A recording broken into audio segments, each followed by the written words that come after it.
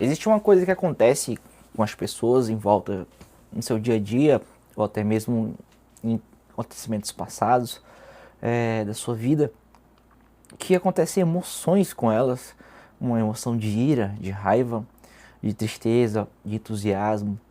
E aí você consegue observar que existem padrões nas pessoas que estão em volta de você. Nos seus amigos, na sua família, você vai encontrar alguém que tem um nível de emoção, que ele sente emoção um pouquinho menos do que a maioria. Já você vai encontrar outros indivíduos que são muito mais emotivos, que têm uma facilidade muito maior para conseguir sentir emoção de tristeza, emoção de felicidade, emoção de medo. E isso vai ter uma variância entre eles, entendeu? Esses medos primários, essas emoções primárias em cada um. E quando eu comecei a ler o livro Inteligência Emocional, do Daniel Goleman, que ficou conhecido exatamente por esse termo, inteligência emocional, eu tinha um conceito sobre emoção. Então, para mim, emoção sempre foi correlacionado a algo ruim, correlacionado a uma fraqueza, correlacionado a alguém bem mais, como é que eu posso dizer, aberto, como é que eu posso dizer, uma pessoa que está suscetível a bem mais coisas do que uma pessoa que sente menos emoção sobre as coisas, entende? Então, a partir do momento que uma pessoa é mais sensível à emoção, naturalmente ele é mais fraco. Então, para mim, esse conceito era totalmente definido dessa forma. Uma pessoa que sente muita emoção é um indivíduo mais fraco. E uma pessoa que sente menos emoção vai ser sempre na frente de tudo e de todos. Apesar de saber que, por exemplo,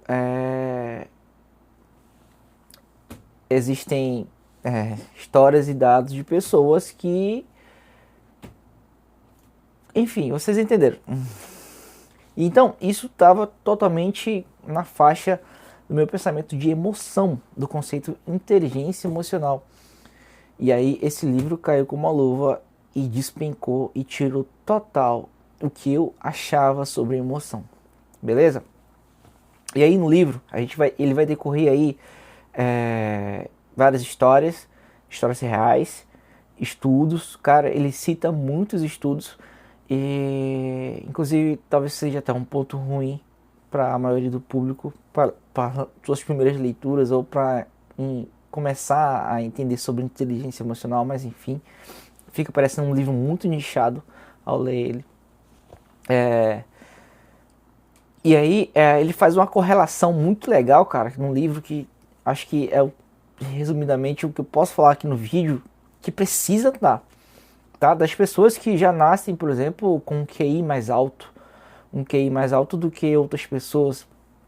E aí, naturalmente, a gente costuma pensar que uma pessoa que tem um QI mais alto é uma pessoa naturalmente mais inteligente que todo mundo, uma pessoa que tem um alto QI. Só que aí, cara, durante a leitura, a gente vai entendendo e ele vai explicando que o QI não é tudo isso, entendeu? Não é um tipo de inteligência para entender ali coisas lógicas e tudo mais. É um fator muito bom para o indivíduo ter um QI alto, porém não é tudo. E aí, o fato de você ser inteligente não tem só a ver com QI, tem a ver também com emoção. Então, por exemplo, uma pessoa que é um líder, por exemplo, que tem uma inteligência emocional nos campos de, por exemplo, entender e conseguir interpretar as emoções, conseguir interpretar os indivíduos que não são líderes, no caso ali que ele está liderando, ele consegue muito mais facilmente conseguir motivar eles para fazer alguma coisa, motivar eles para caçar, exemplo, motivar eles para fazer alguma coisa que todos precisam, entende? Esse indivíduo ele tem muito mais facilidade de conseguir entender e chegar com os outros indivíduos e ver o que está acontecendo individualmente e conseguir transformar aquilo em outras coisas e conseguir fazer com que dois indivíduos que não se falem ou que têm bloqueios conseguiam falar entre si através de conversa, através de comunicação. E claro, eu estou dando um exemplo de entre outros que um cara com inteligência emocional vai conseguir resolver o problema muito mais facilmente do que um cara que tem um QI alto, mas é totalmente fraco para emoção. O cara pode ser o cara mais incrível de inteligência com QI e tudo mais, especialista, mas meu mano, ele vai cair que nem o Godzilla caiu do prédio quando acontecer alguma decepção com ele, porque vai acontecer na vida dele. O cara pode ser o maior especialista em tecnologia, em qualquer coisa. Uma perca, uma emoção vai destruir ele de todas as formas possíveis. E aí a gente entra no campo de sucesso. O que é sucesso? O que definiria? E aí eu posso dar um exemplo muito bom que é colocado no livro, que é o teste do marshmallow, que é feito com crianças, que é basicamente uma criança colocada numa sala, e aí a moça vem e fala, e aí tem o marshmallow em cima da mesa, e a moça fala, tá vendo esse marshmallow? Não é pra você comer agora, você até pode comer agora, mas se você, quando eu chegar aqui de novo, que eu sair da sala, chegar aqui de novo, e você não tiver comido marshmallow, você vai ganhar mais um marshmallow, você vai ter 2. E aí ela dá tchau, eu volto em breve. E aí é feito com várias crianças. E aí algumas crianças comem, outras não esperam, outras tentam fazer alguns tipos de coisa para tentar se distrair. Enfim, infinitas formas de acontecimento acontecem lá nesse teste com crianças, são crianças de pouca idade, acho que são 3 ou 4 anos. E aí, resumidamente, esse estudo mostra que as crianças que conseguiam esperar para ganhar o segundo marshmallow, no caso, quando ela chegava, eles não teriam comido, e aí eles ganham um marshmallow para comer os 2, eles têm muito mais chances de, no caso, um sucesso, digamos assim. Eles tinham um IMC mais baixo durante a vida deles, no caso, eles eram menos impulsivos, porque geralmente uma pessoa que tende a ganhar peso, alguma coisa, é uma pessoa que é mais impulsiva, que pode, por exemplo, ter alguma decepção emocional e aí desconta na comida, por exemplo, é só um exemplo isolado. E aí, com certeza, ele vai ter um índice de gordura mais alto, então testado pelo IMC mais baixo, porque uma pessoa sabe quais emoções que elas sentem e tudo mais. E aí, tipo, também quando se torna adulto, ganha muito mais profissionalmente. Então esse teste do marshmallow mostra isso. E apesar do cara, sei lá, ser um cara com QI maior, existem muitos exemplos que, por exemplo, ele não vai conseguir se relacionar numa empresa, em negócios e tudo mais, vai ser muito ruim para ele se relacionar com pessoas, porque, cara, o mundo é de relações, entendeu? A gente pode pegar grandes exemplos como, por exemplo, política, tá? Vamos pegar grandes exemplos aí como economia, mercado, vendas. Cara, é comunicação. É basicamente ali no X1, você falar com outra pessoa ou com várias pessoas, entendeu? Sabe aquela frase dos negócios que, cara, você conhecer pessoas, ter um network, ter um contato bom, cara, às vezes vale mais do que você ter um patrimônio maior do que todo mundo ali, entendeu? Então, às vezes, o cara cara, ele sabe quem é o melhor cara que faz isso, que faz, por exemplo, o melhor pão. Ele sabe o cara que consegue consertar os celulares, melhores celulares. Eu tô dando exemplos isolados, tá?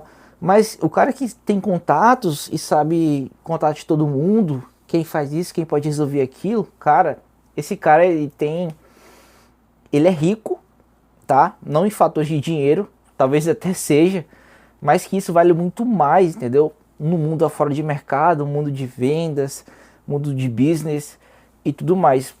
E aí isso volta até para empreendimento e tudo mais, porque o empreendedor basicamente ele junta e resolve soluções. E aí junta o cara que é melhor nisso, a melhor solução nisso, o melhor modelo de negócio nisso, e aí junta e resolve alguma coisa.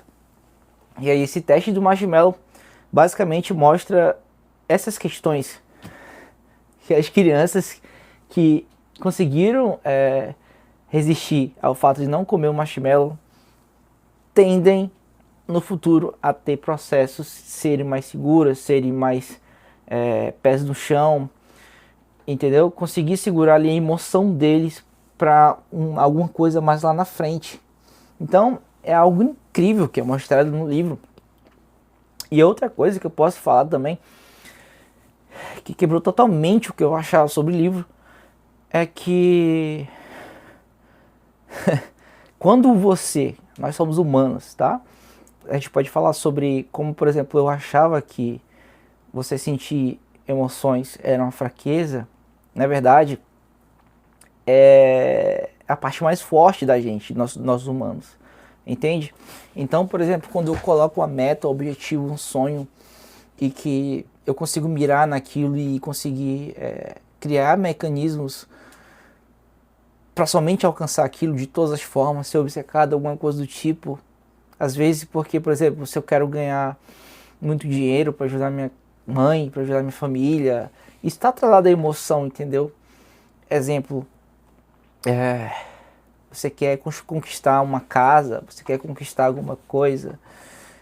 Quase que todas as coisas do seu objetivo estão atreladas à emoção, entende? E aí nós temos o poder de ter, eu vou chamar a palavra equilíbrio, mas é outra palavra, não é equilíbrio, tá? O equilíbrio entre a emoção e a razão para conseguir alcançar essas coisas. Porque eu não posso chegar ao ponto de ser totalmente emotivo, que isso vai afetar totalmente o meu resultado. Pode acontecer alguma falha de relacionamento entre você e a pessoa que você tem um relacionamento. Isso quebra totalmente o seu mundo, o seu chão, emotivamente. E aí, durante essa semana, você teria que entregar alguma coisa no trabalho que seria super importante. E aí, isso já afeta seu trabalho. Imagina que você é despedido por causa disso, alguma coisa do tipo. Enfim, uma bola de neve. Tudo porque você se expôs demais emocionalmente e deixou isso afetar todo o resto. Entende? E ao mesmo tempo, você colocar seu objetivo atrelado à emoção, conseguir alguma coisa, é a coisa mais forte que tem. Entende? Então, esse é resumão que eu tinha que fazer desse livro. Faz muito tempo. Faz tempo que eu não faço um vídeo aqui. Então, esse livro, basicamente é isso. O resumo que eu tenho para falar sobre ele é esse. Sobre a questão de emoção. Sobre o quão é forte a emoção. Em toda a nossa vida, em comportamento de relacionamento, comportamento de entre pai e mãe, enfim, casa. Desde criança, o seu perfil já é traçado e mais ou menos visto como ele é para o futuro. É claro que existem exceções, porque as variáveis são gigantes, né? Ambiente, tudo mais, acontecimentos, mas que o estudo é muito bom para refletir sobre essa questão de emoção e razão. Por exemplo, inteligência, QI, saber empatia, de conseguir identificar padrões nas pessoas, emoções das pessoas, entende? Conseguir ter uma comunicação boa, que comunicação também é uma inteligência. Saber o que te afeta mais, isso é super importante. Conseguir saber o que te afeta mais vai ser um divisor de águas, porque se você consegue saber o que te afeta mais, que vai ser mais corrosivo para você, você consegue evitar para alcançar aquilo, entendeu? Então isso também é ser inteligente emocionalmente. O autoconhecimento é super importante das suas emoções, o que mais te afeta, o que mais te afetaria para conseguir tirar, por exemplo, o seu objetivo hoje, o seu objetivo amanhã.